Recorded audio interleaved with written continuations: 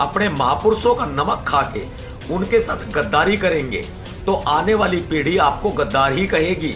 यदि उस झंडे पर हाथी का निशान नहीं है तो निश्चय ही वह नकली आदमी है, वह लोभी आदमी है, वह लालची आदमी है। उससे बचकर रहो, वह समाज को बेच देगा और बेच भी रहा होगा।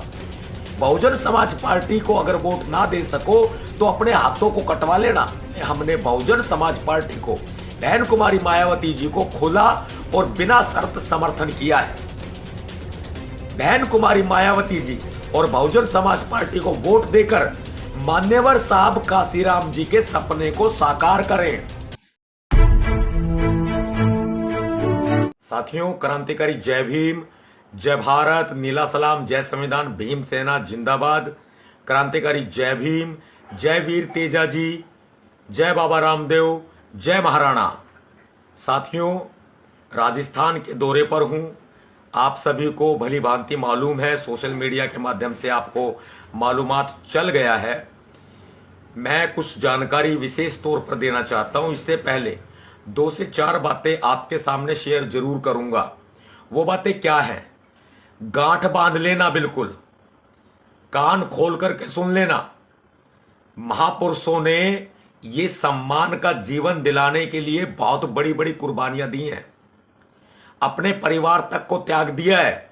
और आज अगर हम अपने परिवार में रहकर अच्छी नौकरी, अच्छा बिजनेस, अच्छा अपना मेहनत मजदूरी हमें मिल रही है, और ये सब जिन कुर्बानियों की बदौलत, महापुरुषों की कुर्बानियों की बदौलत, उनके बच्चों की कुर्बानियों की बदौलत हमें मिला है, हम फिर भी अपने महापुरुषों का नमक खा के उनके साथ गद्दारी करेंगे तो आने वाली पीढ़ी आपको गद्दार ही कहेगी।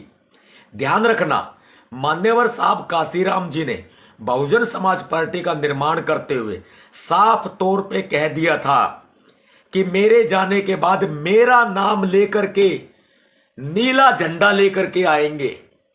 लेकिन कोई भी व्यक्ति मेरा नाम लेके और नीला झंडा लेके आपके बीच में आए तो उस झंडे पर हाथी का निशान देख लेना है या नहीं है।